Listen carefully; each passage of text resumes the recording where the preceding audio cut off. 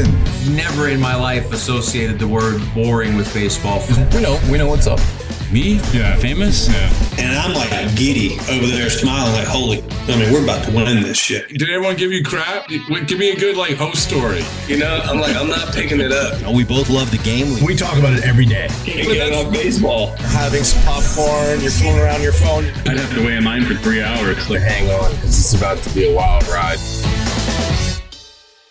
All right, there's nobody I'd rather be talking to right now than Dave Sims. Always one of my favorites. And I'm not just saying that, Dave.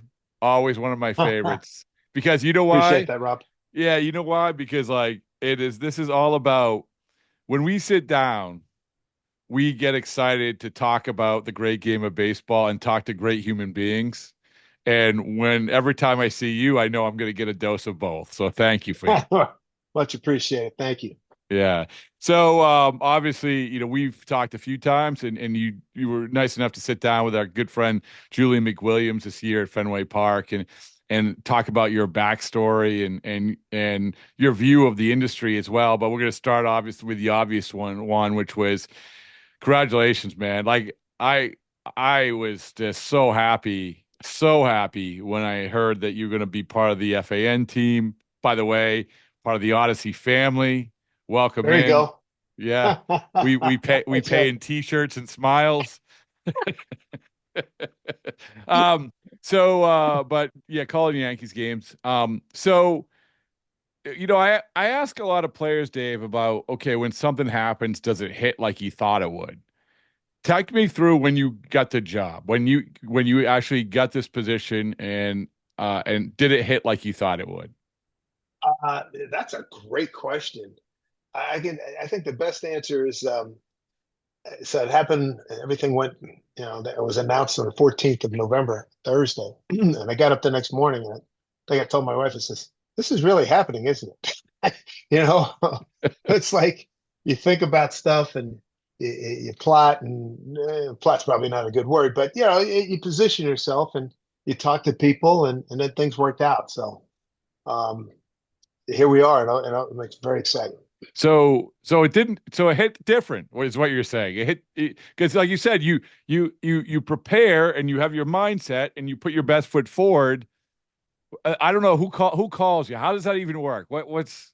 Yeah, it was so many steps along the way. Yeah, and it wasn't just it was a combination of looping everything and dotting I's and crossing T's and all that stuff. Still doing it, and but we're going to be good. It's all good, and there wasn't. I think it was the Thursday night when we sort of did one of those, and then it's like, yes, it was a lot of fun, man. It was. It's basically like a game-winning home run call. Like pretty much, yeah, and not not a spring training game-winning home run either. We're talking like late season pennant chase, maybe even in the playoffs. We're talking Cal Raleigh. So that's what we're talking. Hey, there we go. How much? This is a sort of a wonky industry question, but like, how much does the team? How much are they involved in this? When it comes to the talking through it, people that you talk to on the Yankees, things like that. How does that work? Well, it's an Odyssey situation, and the Yankees have to give like the Roman empires. They got to go emperors. They got to get this or this, and they gave thumbs up, and then we went from there. Yeah, well, it's you probably just saw Gladiator 2 like myself. Yeah, but I know what you're talking. Hey, I saw enough Steve Reeves films back in the 60s, so I know all about that genre. So, I want to go back to, I love talking broadcasting. I love talking, and I honestly, I've said this to you a million times, but I just you're one of my favorites. And have you envisioned this is part of it? Like, you've gone through so much, whether it's different venues and certainly with the Mariners. Have you envisioned the Yankees thing yet? Like, this is a different scene. This is a different setup. This is a different team. Yeah. This is a different organization. Have you taken time to envision that? That's a great question. I have. And the other thing, what your question brings to mind, something that crossed my mind a while ago. that I want to, at some point, I have to go to Yankee Stadium. I want to sit in a booth and just sort of look around and get the feel. Yeah. So it's a smaller booth. And, I'm working with Suzyn, and Suzyn and I go way back. But I want to get the feel for the booth. It's a lot smaller than what that exists at T-Mobile Park. And then the vantage point, because when I've done games at Yankee Stadium, all these years, I think every time we came to New York, I was on TV and not radio. Really? So, expansive booth, on the TV side, and less so on the radio side. And so I'm looking forward to that. At some point, that's going to require a visit just to go up there. I want to be, way before we even go to spring training or any of that. It is, but that's a thing I envision. Yeah. Yeah, but it's a pertinent thing, right? Because this is your home. This is where you're doing it from, and also you bring to mind. There's some really, really small booths that you've worked in. Like you said, this is smaller. Let me. I'll tell you the one that in the limited time that I've been around, done these things. The Yankee Stadium at Steinbrenner Field, the visitors Steinbrenner Field booth, you're sitting on crates, and because these spring training things aren't really made, a lot of them aren't made for broadcast. No. What is the smallest booth that you've ever been in? I would say, it's got to be Tampa Bay at the Trop for radio. Yeah. The TV. You got the radio, and then you got the TVs, separated by glass, window. But that booth is like, I've had closets bigger than that booth, and when I think of some of the other booths I've been in, I don't think there's a question that it's Tampa Bay. Yeah. It's weird because when you walk into a big booth, and like you said, TV booths are, for people who don't know, are bigger. Like they're just bigger. But when you walk into a nice booth, you're like, this is going to be a great day. Right? Without a doubt. Yeah. And I know for, 18 years walking into the TV booth, and even the radio booth at T-Mobile Park, both of them are spacious, man. You got room to, if you're using like, when I was on radio and TV in Seattle, I could have my laptop, have my scorebook, I could have my iPad, have my thing of water over here, and my stage manager had plenty of room. And on the radio side, Rick Riz and I, we had a nice space there. Gary Hill, our producer engineer, was to the right, Kevin Kremen before him, and it was all good. So it's going to be a little bit different. The Yankee Stadium, as you remember, the radio booth is tiered. Yeah. And it might be 10, 12 feet across, and then it's got at least one tier, two tiers right behind it. So that's where the producer engineer is going to be. So, I've been in there when I've gone in to say hello to John and Suzyn, but I've not sat in the seat to the left of the booth. Suzyn always sits on the right. So at some point, I'm going to have to go up to the stadium and just do that. Hey, I need 5 minutes, just sort of like get around, do a 360, get used to the height. And it's a different angle. It's a little bit more to the first base side of home plate. It's not directly behind, but it's all just a skosh to the right. And on the TV side, it's more up the third base line. Yeah. These are, for people who don't understand, this is why, one of the things that makes you so great and makes all the broadcasters next level is you have to know the lay of the land. You have to know, it's just like when if a football coach goes out to the middle of 3 hours before a game and says, okay, which way is the wind blowing? Which way, if I kick a field goal this way, exactly. Is it going to be different from the other way? This is, and for you, another part of this is obviously you're good friends with Suzyn. Suzyn, we all love Suzyn, but it's different rhythms, right? Different approaches. But fortunately, you've worked with a ton of people doing this. Oh, wow. To that point, I've worked with, the last time I counted, I was up to 100 guys. So, yeah. And I can work with anybody. No, I know that. But when it comes to Suzyn, what are some of the things you're looking forward to sort of interacting and? Well, it's just, I think it's going to be funny. We'll be, nickel and dime stuff here and there. We'll have some laughs. We'll tell old stories. I get her references. She's probably going to get most of mine. And she looks at baseball as a people game in addition to the numbers. I'm not forsaking all the numbers, but I don't need to get 10th level of the sabermetrics because as a radio play-by-play guy, what the hell is the score? Which way is the wind blowing? As the starting pitcher, what's he doing? How's the defense deployed? Where's the wind blowing? How's the ball carrying? What's at stake? Who's hot coming in? The Yankees have won, 5 of the last 6. Minnesota's lost 4 of the last 6. All the basic stuff. But you have to, and the other thing too, I figured this out, but Marty Glickman had told me as well. You do have to. You're constantly repeating going through 9 innings on radio because the TV can come in and it's right on the screen. But every half inning, I'm going to be telling you the score. Top 3 Yankees lead Boston 3-1. Bottom 7 Red Sox have rallied. They lead 7-5. Here's a 2-2 to Judge, and that's the thing. I know when I listen as a consumer, when I listen to any game on any big college too, college pro sports. How many dang score, and then you can get into the anecdotes, and then it's not a talk show, but it has some elements. You want to hear conversation, you want to hear relationships between the 2 people broadcast or 3 people broadcast. But what is the damn score? You keep coming back to that. I love it. Yeah, man. But seriously, when you think about it, when you're listening to a game, you're in a car, you're in the backyard, and you just tune in. Hey, okay, I got to go with this hunt. All right, I'll get that. And you come back, and then you miss 10 minutes, and you don't want to wait 10 minutes to find out what the score is, and you hear the crowd going nuts. What the hell's happening? I know. Well, with Joe Castiglione, you could just tell the tone of his voice. He was the only one. Oh, I'm like that too. I've heard from people over the years that says, when we tune in radio or TV, pitch and timbre of your voice, I can tell. You almost don't have to. It's just a matter of what the score is. I can tell if the Mariners are up or down. But you got to do it. And the other thing too, along those lines, in terms of telling the score, when guys send me tapes and whatnot, and I'm thinking, dude, seriously, what's the score? Because you told me like you're emptying the note pages, which are good, but they're not lifeblood. They're very helpful. Right. But when you're on radio, dude, you have to, and hopefully you soaked up enough that you don't have to have your head down. And every now and then you're going to get caught with your head down and something's going to happen. That's why you have 2 or 3 people in a booth. Score, baby. You got to give me the score. Anything after that's gravy.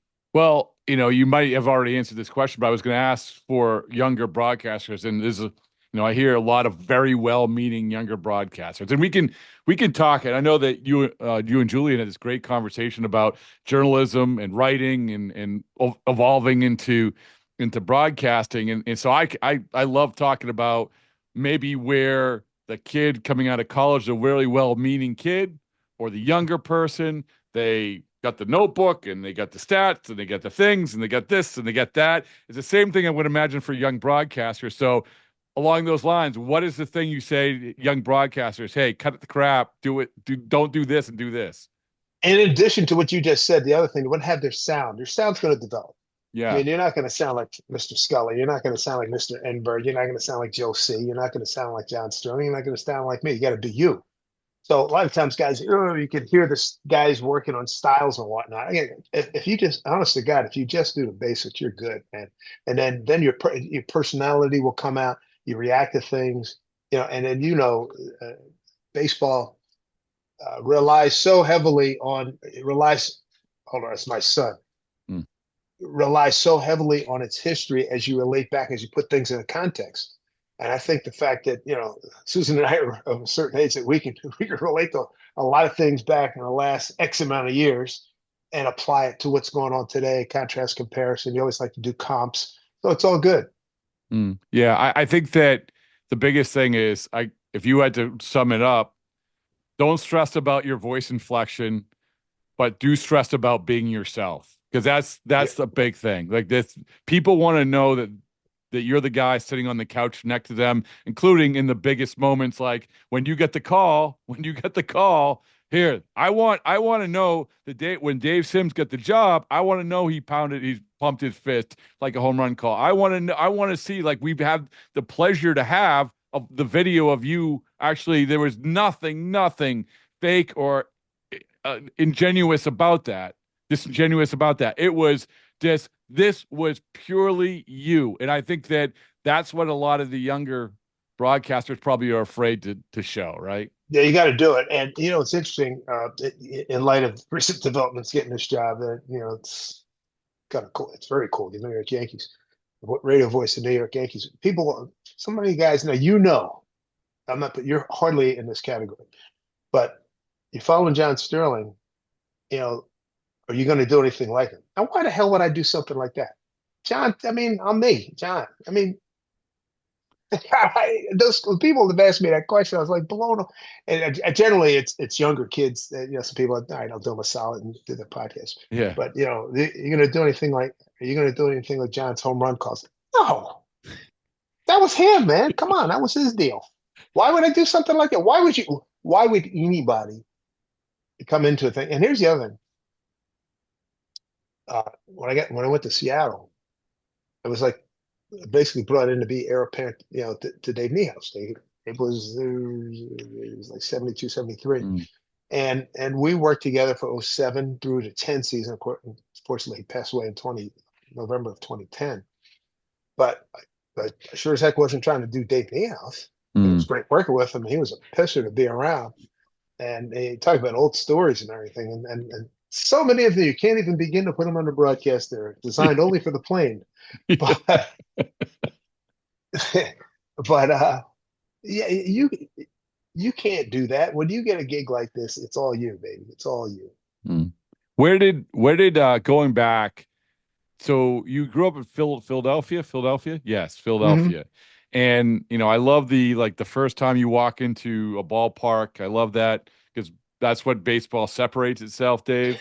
Yeah, right. You walk into a ballpark, it's like, hey, listen, you walk into a hockey arena, basketball arena, whatever. It's not like walking the ballpark. The green's never greener, the whites, the uniforms are never whiter, and all of that. And for you, it was what park was that? That was in the Connie Mack Stadium, Originally Scheib Park. Ben Scheib was part owner of the Athletics way back when, and then Connie Mack bought him out. Stayed Scheib Park till the A's left in '55 for Kansas City. So you remember that? So you remember that first time? Well, I don't know. Yeah. Obviously I wasn't around it, but to your point, and I used to have it was only 15 when I first started going to games. It was like a 15-minute walk to the ballpark. Great. And I was like, Jack, my old man, and there's guys that, hey, mister, can I watch your car? Give me 50 cents. My father, one time we made a mistake of parking there one time, and I think my father gave a kid $1. He did watch the car. He didn't mess with it. But if by chance, you parked, you were able to get a spot on, that would have been 21st Street. If by chance you didn't tip the young man looking for, trying to make a couple bucks, there's no telling what could happen to that car. You know what I mean? It was worth a 50-cent investment. Yeah. Yeah. And 50 cents back in those days was a big deal. 50 cents a dollar. Yeah. And then my father said, screw it. We're not walking. No, we're going to park way over here. And then we're going to walk through. That's how. But yeah, to your point, you go in those old, you remember, well, it's like Fenway. Yeah. It's so dark as you walk in. Then you walk up the ramp. Yes. And it's like, all you need is a soundtrack. All you need is a soundtrack. You walk up and you say, are you kidding? Look at this. Like you said, the green is green, the brown is brown, the white. Oh, my God. And if it's a beautiful day, forget about it. So I am certainly, I'm not jaded on that. That's for sure. Because I know all these years, we come back from road trips, and T-Mobile Park, as you know, is spectacular. Yeah. And in the summer, I think you guys were out there this summer, right? When the weather was like primo. Yeah. And I always told Robbie Nielsen, probably my best friend out there, the stage manager on TV side, doesn't get much better than this. I mean, you look at safety, and then the other thing, you get there 1:30, 2 o'clock, 2:30, maybe before early batting practice, and there might be the grounds crew dudes. And my hat off to every grounds crew in a major and minor leagues. They don't get enough credit. But they might be like a grass is out of place. It's going out there snipping it, and you're just taking the whole thing. And it's so calm. It's like if you go to church, and especially if you're in a good mood, and you go to church, and you're just like, and that's what it's like when you go to a ballpark. And then that's one of the things, you, me, and a whole bunch of millions of others love about baseball. And then you watch it process. It starts feeding in early BP, I mean, the whole romanticism of baseball is all locked into all of that. I know. I can see it on your face. I'm speaking your Oh yeah, language. man. You're scratching right where I itch. I mean, come on. Like it's so, but it's interesting because we're fortunate enough to see all these ballparks, like all of them. Right. And that's another great thing about it. Most of them are sort of unique. Some of them aren't, but most of them are unique. Certainly, Yep. whether you say the old Yankee Stadium, the new Yankee Stadium, it's unique. So that's the Oh, next thing. It's like, so do you remember the first time you walked into the old Yankees in the Yankee Stadium? oh man. Well, I was at the New York Daily News my first year. So I got here September. I probably didn't go to a game until 76. I got here September 75. And it was amazing. It really was. But I tell you what was even more amazing in '07 when I got to the Mariners. And of course, I spent my first 3-4 years like homesick. I'd always get the Mariners schedule. Hey, when are we going to New York? And I remember the first trip in, I made it a point. I walked out to Monument Park. I'd never been out there. Yeah. I walked through the doors like when Mo would come out and they were playing Sandman. Sandman playing Yeah. Sandman. And you just look at, I have a picture of, and you just like, oh my God, it's freaking Yankee Stadium. And I walked down the third base side on the warning track. And then another time I got there super early and I stood in the batter's box. And I was like, are you serious? Are you serious? I'm in the batter's box with Joe D, Jackie Robinson. I moved over to the left side, Babe Ruth, Lou Gehrig. And it was like, oh man, it was way too cool. Now, obviously the new ballpark's '09. So, now, you think about Jeter and all these guys, But my still, man, Big Papi. it still has I mean, it's bigger, but it still has that vibe, right? I mean, Right. yeah, But the other one, it was like, that's the whole plate. that's the one. That's the whole plate where these guys played. Can I just tell you, like, there are certain, like you said, certain moments you're like, oh my goodness, I have to take a beat to understand what I'm doing here. And we play this media game against the Yankees media. That's right. Right. Yeah. So there's a lot of memories from it, including, I always love telling the story the day that I came in to pitch, faced 7 batters, didn't get anybody out. And then later that night on the very same mound, Chad Bradford faced 3 batters and didn't get anyone out. So if the 10 batters that the Bradfords faced that day on the Yankee Stadium mound to get anyone out. But I do remember this is the old Yankee Stadium, probably was the last year we played there. I hit one lefty hitter and I hit one and I'm like, my first reaction in my head, I'm like, I can't believe I'm going to hit a home run at Yankee Stadium. You must have really killed it. It landed on the warning track, but Nice. I hit that. I can't believe, like, this isn't like, oh, I hit that good or this is going to be a hit or whatever. I would distinctly remember, I can't believe I'm about to hit a home run at Yankee Stadium. So Yeah. We when Billy Martin, I forget which tour of duty it was, but he was the manager, and Joe Donnelly, God rest his soul, from Newsday, would round up guys to play the coaching staff. And Tom Verducci's a nice player, man. he is a good player. Verducci's good. He would man. hate when I threw curveballs on 3-0 counts. Yeah, right. And you remember Rick Wolf, a really good Yeah. dude. He's another guy. He played at Harvard and it's in the Tiger system. Joe found out I was a catcher. He says, "You got to come up. You got to play." So we take the Phil Pepe pitched, Bob Wolf, the announcer, Rick's dad, he pitched. And they were, at this point, Bob Wolf, bless his heart, he's got to be close to 70, and he's actually throwing the ball in there. And the Yankees are being really good dudes. Ellie Howard, Whitey Ford, Yogi Berra, Gene Michael, Dick Hauser. I want to say Chicken Stanley. I can't swear to that. And a few other guys. So this one time, and I think I played at Pinella, and Lou must have been, that was the second time. So anyway, this is the first time we played, and Billy's there.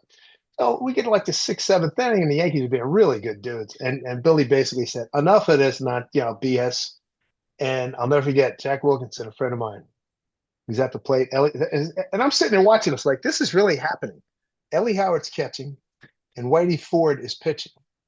And Jack tells the story. He goes, at one point, I just hear, and Whitey loaded one up. He said, the pitch started it. My eyes dropped over the plate like you can't believe for strike, and everybody laughed. He swung, he swung and missed by a mile.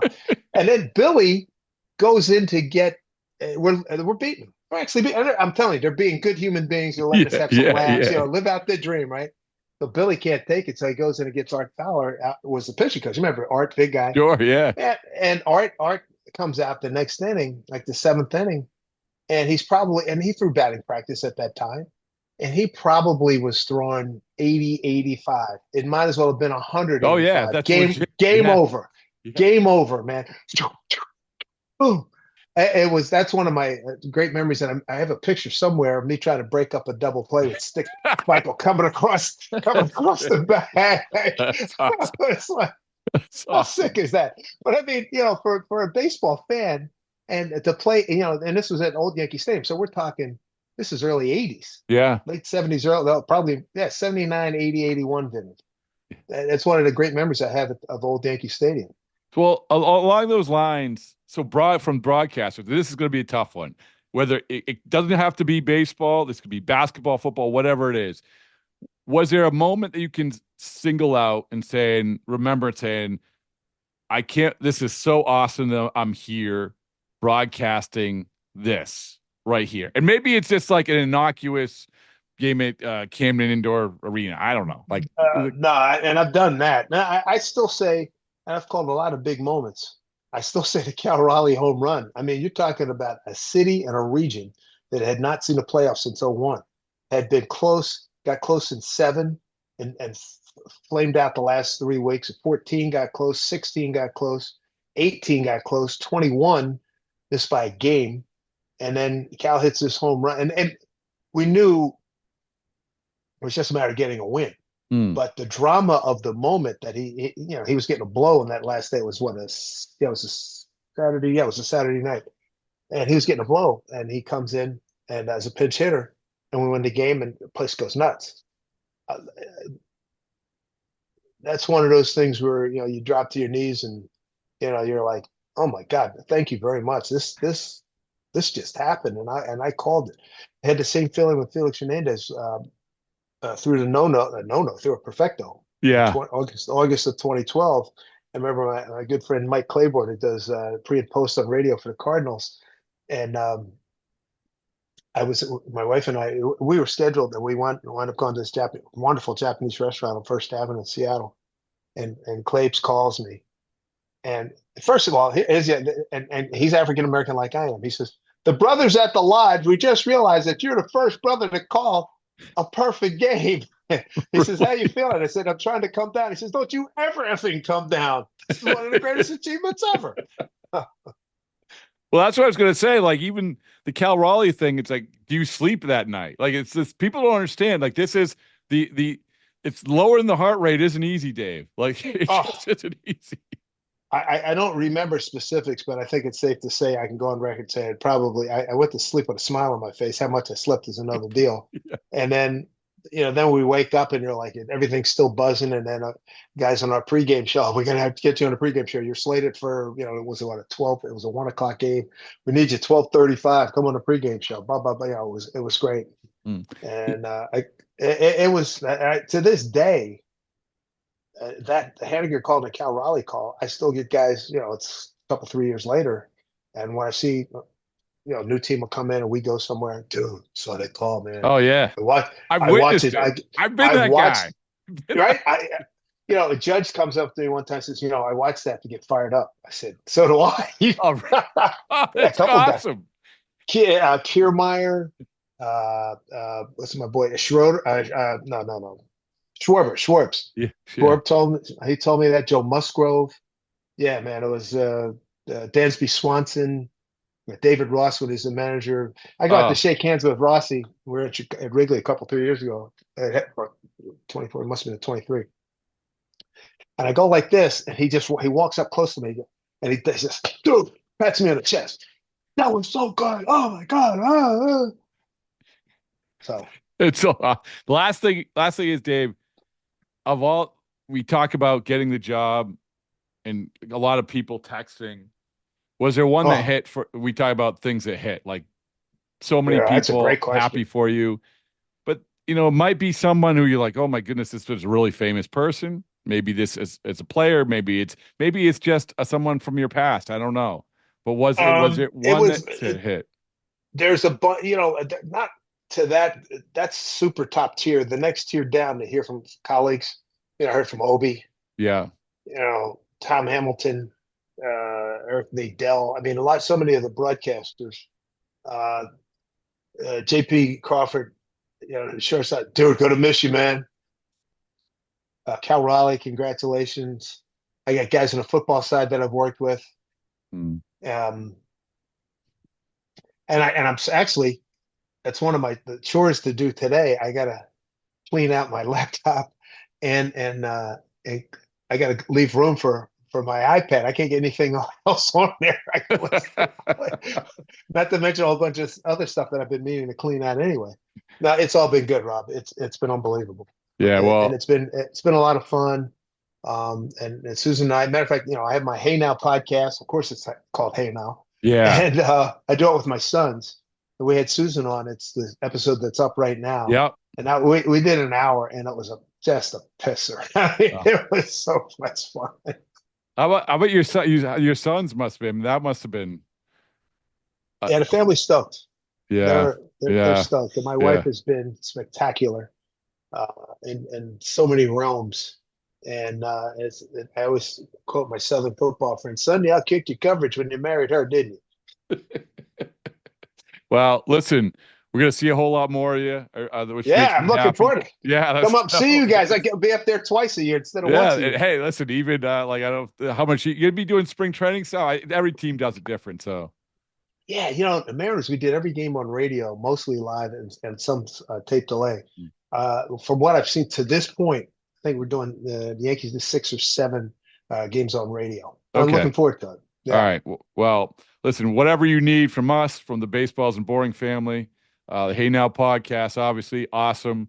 You didn't even have to mention I saw and listened to that. Such a great episode, and thank you for all that you do. Is all I can say. Rob. Thank you for all that you appreciate do. it, Rob. Thanks, man. Look forward to seeing you in 2 months.